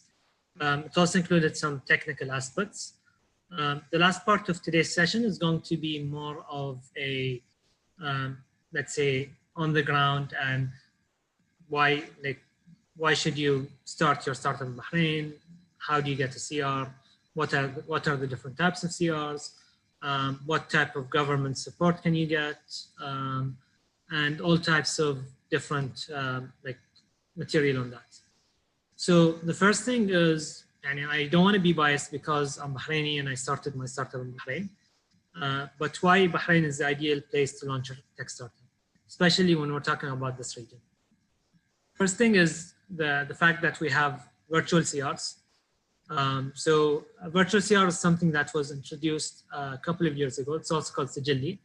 That allows you to start your business without getting a physical office and address.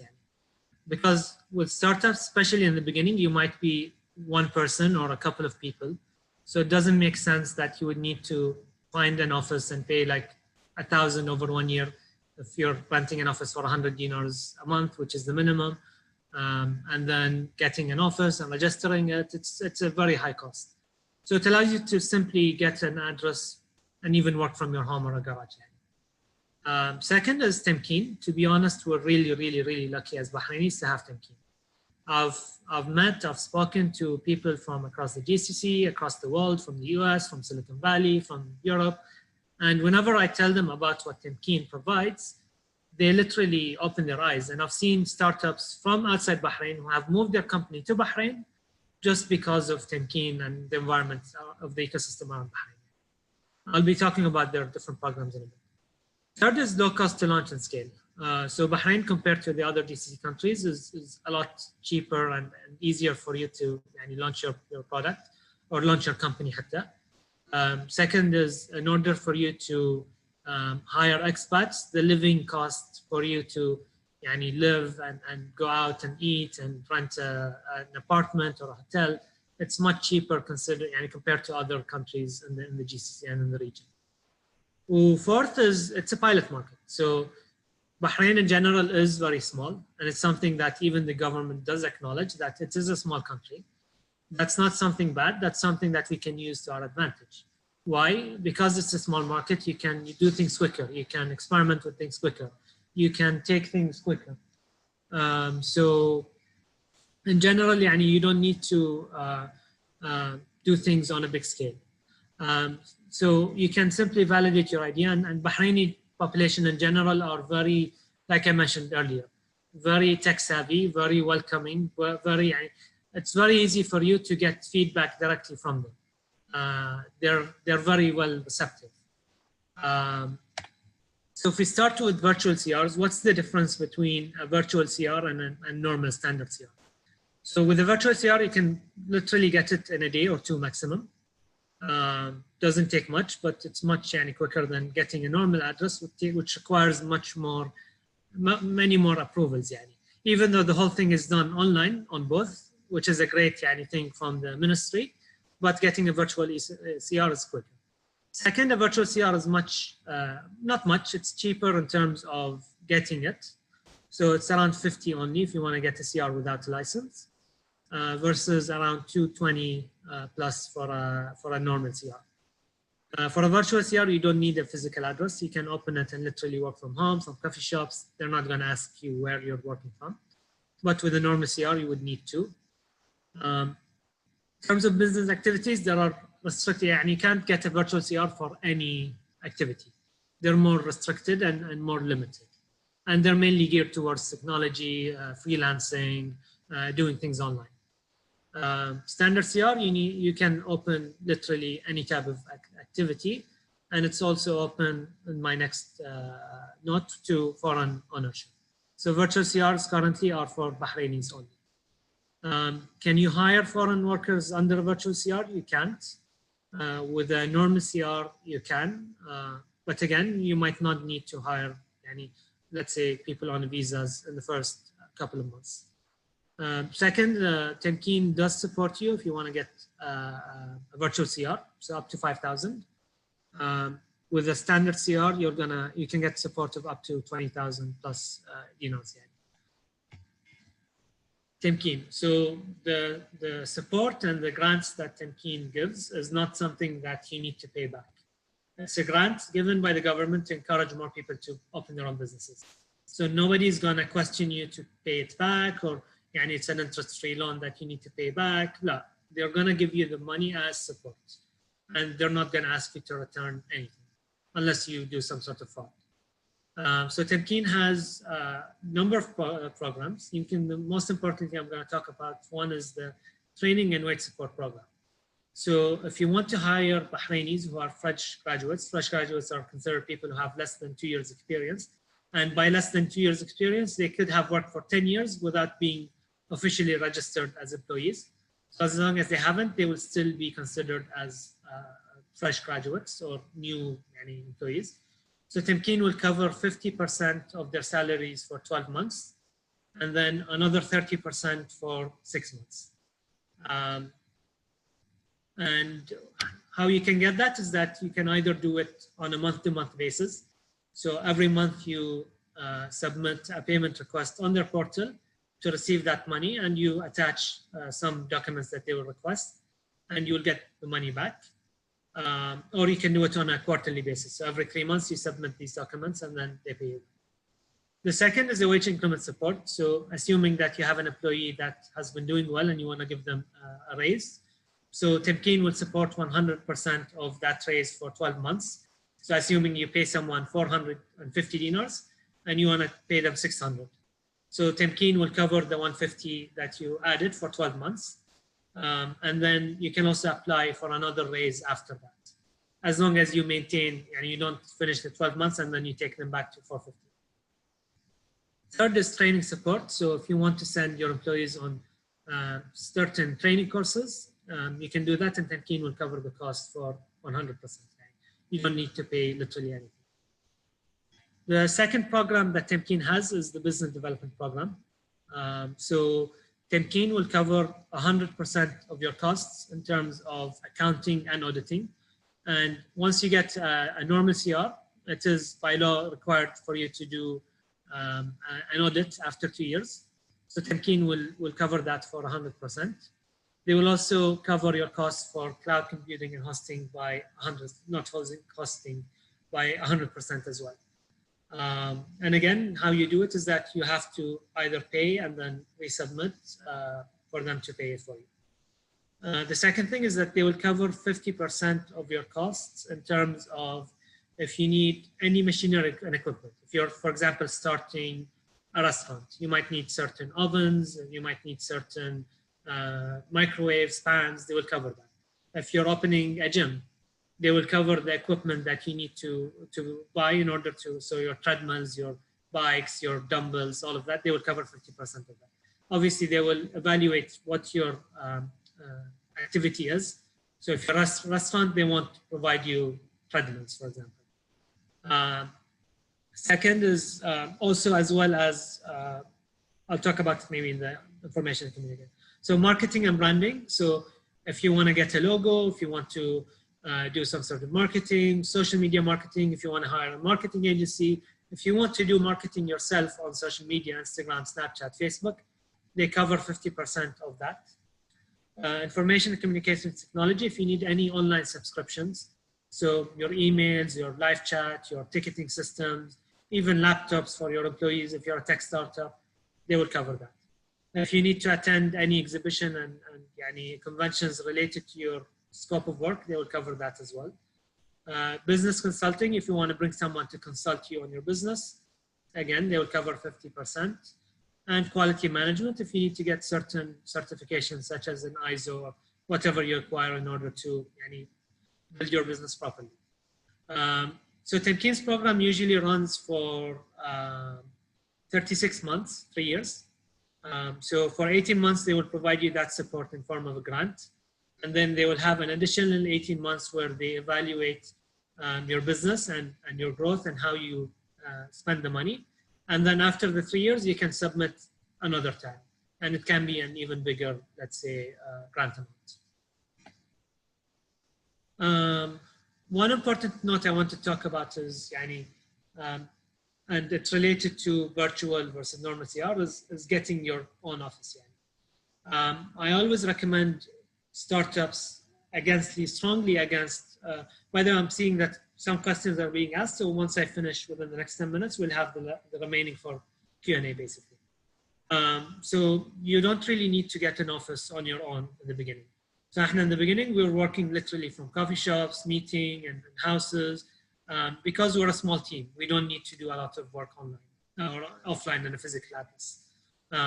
Also, there are a lot of tools, especially now after COVID, that allows you to manage your whole business remotely. You don't need to be sitting in an office and in front of a computer.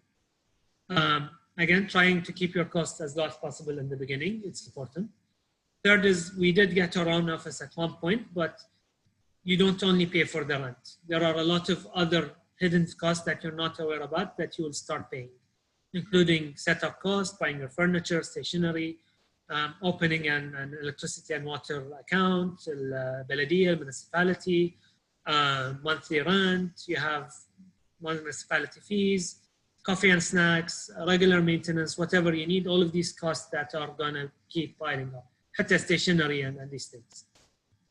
So right now, Malaeb, even though we have 12 team members, most of our team, in Bahrain, we have 6 employees, and then outside Bahrain, we have 6. So it didn't justify us having our own office yet for 6 people. So we're still working from the collective, which is a shared office in Adliya, run by 10,500 startups. And then the other 6, we're managing them remotely without even the need for a physical address, which means that once COVID hit and once people stopped going to their offices, we were actually well geared and ready to just operate as normal. Didn't require us from us a lot of moving or headache. So these are some options that you can do if you want to get hot desks or offices for 1 or 2 people. So you have the Collective Hub, you have D1, which is opening in a couple of months, Brink in the Souk, Bahrain Fintech Bay, Maz Business Center is in Amwaj, ProSky is in Sanabis next to Dana Mall, Faruq Al-Mayyad Center is in Jufair, and then you have Startup Factory in Sif. These, if you need to get CR, you will require a physical address. So instead of renting your own address on your own, you can get a hot disk, and as a startup, as a new company, up to 2 years, these incubators and accelerators are permitted to give you an address that you can get a CR on in your first 2 years.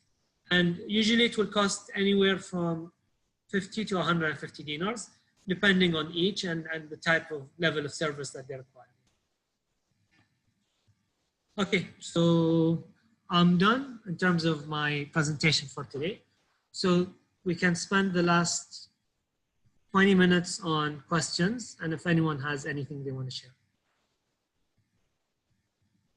So Najma, I think I didn't answer your previous question. So you've seen playgrounds in Bahrain that needs maintenance mostly, like public parks.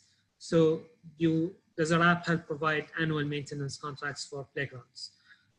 If not, then you can aim. I actually love that, and I completely agree with you, Najma. It's something that we recently started looking into as more as we got into feasibility studies and knowing who the different suppliers are. We are now in a position where we can offer these services, even in terms of maintenance, in terms of if they want to buy water in bulk, if they want to buy light bulbs or any maintenance for their lighting, we can link them with suppliers. So I love that suggestion, and something definitely we're looking into right now heavily. In terms of the PowerPoint shared, I think you can contact Janan and the Startup Magazine team. And I'm not aware if we're allowed to share it. They might answer you better in terms of that question.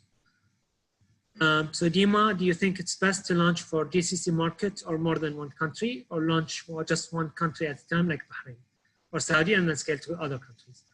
I definitely recommend you to start with one country and focus.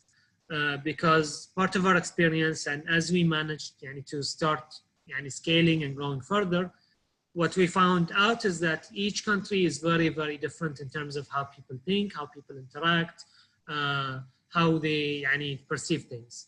So every country you launch in needs a completely different focus, needs a completely different requirements, which means that you properly need to understand how to scale it. So I would always recommend start with one country, focus on one country. Ideally Bahrain. Why Bahrain? Because I mentioned it's small. It allows for you to experiment quickly. There are a lot of different factors as well that helps you. And then Bahrain is kind of your perfect platform to then prove your concept and then move it to some other countries. So now we're seeing entrepreneurs from Saudi, from Kuwait, actually set up in Bahrain, launch in Bahrain, and then take it to their own countries. So Laura is asking, are Temkeen benefits only for Bahrainis? In terms of virtual CRs, yes, they are for Bahrainis only. In terms of if you have a standard CR for the wage, so the wage and salary support, if you're a foreigner who owns a CR, you can hire Bahraini workers and get salary subsidies for them, but you can't hire foreign workers and get the subsidy for them. But Bahrain does allow you as a foreign person to fully set up a company. There are certain activities that have certain restrictions, but they're very few. Most right now can allow you to open it 100% as a foreign. And then once you have a CR and commercial registration, you can apply for Temkeen and benefit from all of their programs. So they're not limited to Bahrainis only. No. Is it possible to switch from a standard CR to virtual CR? I don't believe so. I think I can ask and maybe answer you properly tomorrow. But you can switch a virtual CR to a standard CR. That can be done for sure. But the other way around, I'm not sure, to be honest, Dima. So Kajal, hopefully I'm pronouncing this right, says, for tech startups, will they cover the development of the platform and application? Yes, they will. I'm not entirely sure about if you're gonna basically, for example, use a company in India. I'm not entirely sure if they will support that, but I definitely know for sure that if you're in Bahrain and you deal with Bahraini companies, they will. But you can also ask them if they would support if you want to do basically a development with a company outside Bahrain. But yes, they do support website development. They do support mobile app developments, also your backend, whatever you need for your business. Kajal says, can you please share the incubator that provides a B50? I'm not sure. You'll need to contact them one by one. I don't know if you took a screenshot of the basic incubators there, but each one has different regulations and rules. So you might want to contact them directly. Warqa says, it's hard to find in Bahrain. Can you name outsourcing development companies? I agree with you that in Bahrain, it's relatively a bit hard to find outsourcing companies. And those that are here usually are they're more overpriced than if you go to a company in India or Pakistan or Ukraine. So again, in terms of price, usually no company will give you the same price for two projects. So you need to evaluate your own platform and your own requirements, and based on that, they will give you a pricing. I can name a couple that I know personally and have worked with personally who are entrepreneurs themselves, so they're shwaya more aware in terms of pricing. You have K-Labs, it's run by Khalid Al-Blushi. Again, it's not a personal recommendation, it's just that I've worked with him. There are others who might be even better or more reasonably priced. He does a lot of projects. And then you have Good Juju, run by Lana Al-Attar. She's as well priced. You have, what's it called? Apps House, I believe. They're also good. But again, I don't have a general preference because eventually we've had our in-house team from the beginning. So I never really dealt with those guys in detail. So Kajal, is there a limit on the amount of Temkeen support? So Yes, there is a limit, but how much it differs from project to project. So once you apply for Temkeen, what they will do is they will ask you for a business plan plus basically they will try to evaluate and study your requirements based on what you put. So Temkeen will then have their own internal list to evaluate what you required, and then based on that, they will set the cap or the limit. You can apply every 3 years, and then if things change, that limit can increase. But yes, they do have a limit that they can or can, and depends on the account manager, will disclose with you that your limit is this much, and they will approve some items, they might reject some items as well from their side. So did you have to spend so much time in other countries you're operating in, especially in the beginning? Or was everything done virtually in terms of hiring employees for Oman, KSA, etc.? So yes, we've had to spend time in other countries, maybe not as much as we would have liked. So I did spend two weeks to 1 month across, going back and forth between Bahrain and other countries. But definitely, if you want to launch in any new market, you need to go by yourself. You need to meet people. You need to talk to people. It's like you're starting the startup journey we went through. You're repeating all the steps you made into a new country. And you literally start from scratch. You'll use some learnings that you've done, but you should not assume that whatever I learned in Bahrain can be applied elsewhere. In terms of how the team is set up and how we run things, our main office is in Bahrain. Our main employees are in Bahrain, but we at different points had or didn't have local people who are working with us either full-time, part-time, or as partners in certain countries. So again, you need to define how you can do things. And some concepts are more open to you doing them virtually than others, so it will differ. But any country you open in, there is not a magic button that allows you to go from Bahrain to any country to operate in with a click of a button. And apps in general just don't go viral over time. There is a lot of studies and a lot of calculations on what can be done and what can be done. But yeah, in general, you should spend time or at least have local partners that will help you navigate any country you open in. Najma, can a mobile app be hacked? Yes, definitely. Maybe security is something that your developer will ask more about or explain more about, but any app can be hacked if it's not done properly. But in general, don't be too cautious and too aware and spend too much time and money on security and antivirus and hacking and all of that. Especially when you're small. Maybe as you grow, you need to look more into it. But personally, we've had hacks, we've had attacks. There are people who might interfere, yes. So Warqa, did you do your marketing or sales by yourselves, founders, and at which stage you hired your first employee, or was it a sales company?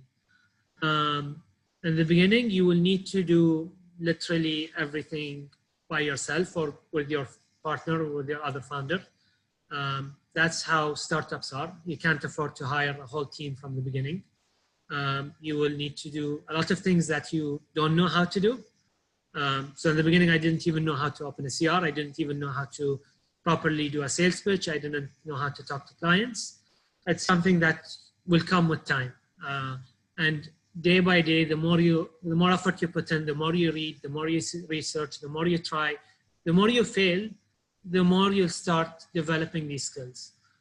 In the beginning, I advised you very, very strongly against hiring unless you're hiring developers or some tasks that can't be done by either you or the founder. But like I mentioned, I used to be a one-man customer support team for around a year, تقريبا, or 6 months. So no weekends, no rest, morning, night. I'm handling everything on my own. And to be honest, that really, and one of the reasons in my opinion that we succeeded was because we did that. I recently saw an app that started in Bahrain, and they were doing something similar to what we were doing, but what they did was the guy hired an expat to do the sales on his behalf. And he didn't even start, and he's young and he has time, but some business owners told me, and that shows that this guy doesn't really care. Because me personally, 4 years in, I'm still talking to these guys. They have my number, they call me, I call them, we follow each other. So you have to do a lot of things on your own. You might get advisors, you might get mentors who can help you. At one point, once you scale, you might start hiring people to do things. But once you do a startup and you do it full time, khalas, this is your thing. This is where you need to do everything on a day-to-day basis and do it on your own and learn. Because once you hire employees, it will be up to you to train, to coach, to teach them how to do things on your behalf.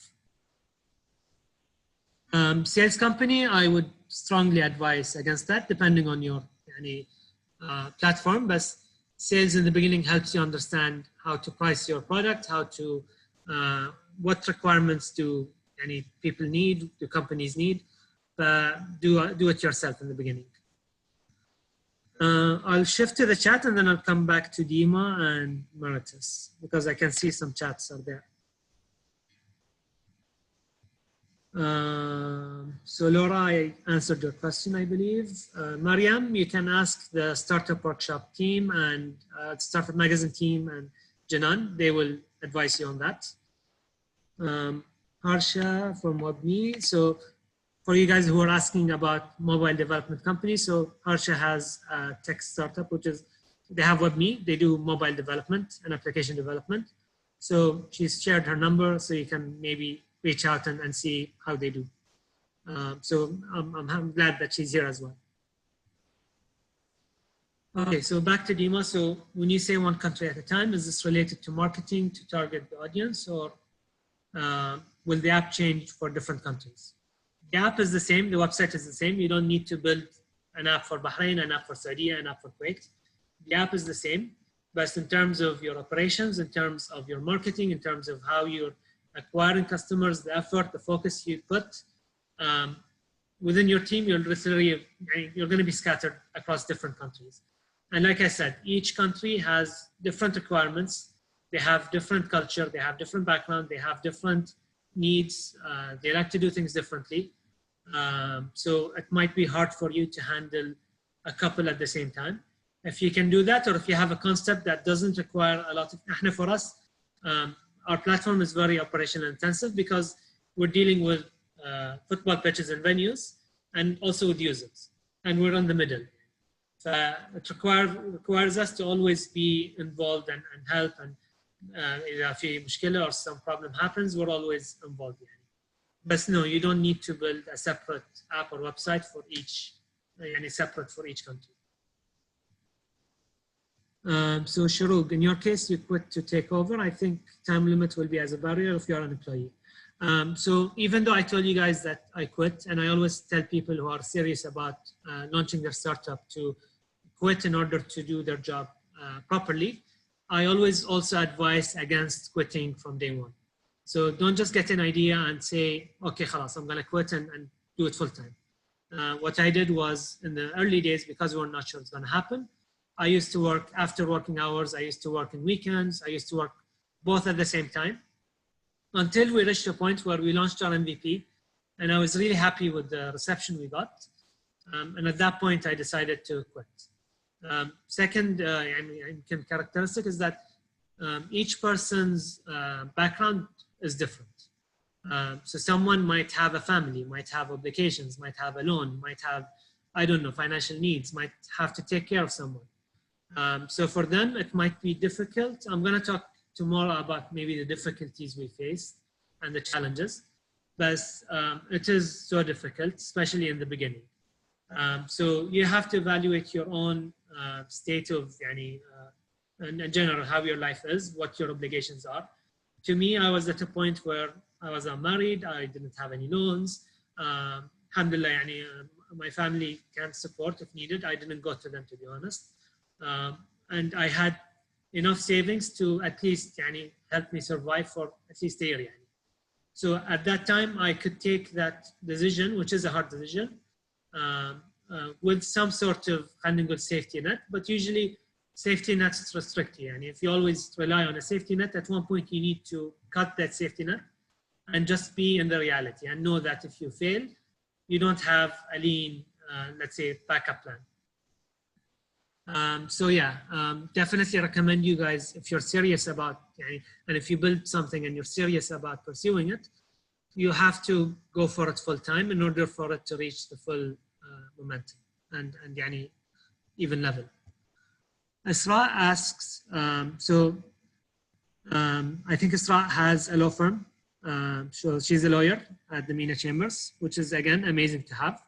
So if anyone has any legal questions or wants to hire a law firm, you guys have Isra's email. You can take a screenshot or just log it before the question is gone. And I'm sure she'd be glad to help you guys. I'm glad that we had someone from a tech, let's say, background company who's willing to support. And then Isra is also a lawyer. So eventually you guys supporting each other and helping here and there. So Isra might help someone and then that someone might help her. And having these types of connections really helps and goes a long way in terms of helping you in the company.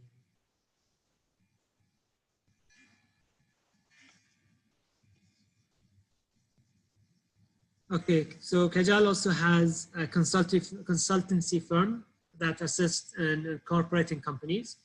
So if anyone has any questions or needs any help in terms of incorporating their business, you can also reach out to her. She's put her email as well.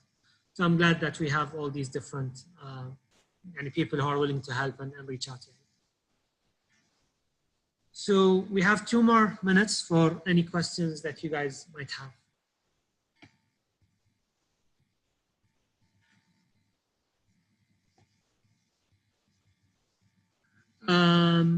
So Janan, can you maybe get a list of all the contacts that were shared here and maybe send it on email to the guys in terms of Isra, in terms of Kajal, whoever had an input that they can help in, maybe share it with the guys and they can then connect.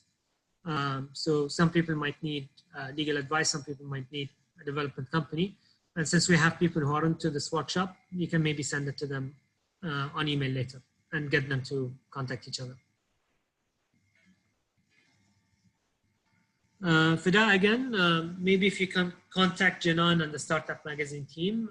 I'm not aware about the presentation being shared or not. From my side, I don't mind, to be honest. But since I'm doing it in partnership with them, I'm not sure. Maybe, Janan, you can jump in and answer that question.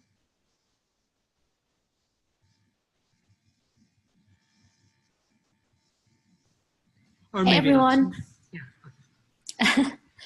Okay, so we will be sharing the presentation with you on the last day of the workshop, and we'll be sending you a thank you email with the presentation. So anyone that wants to share their contact details with the rest of the group, just let me know before then so I can add you in the email.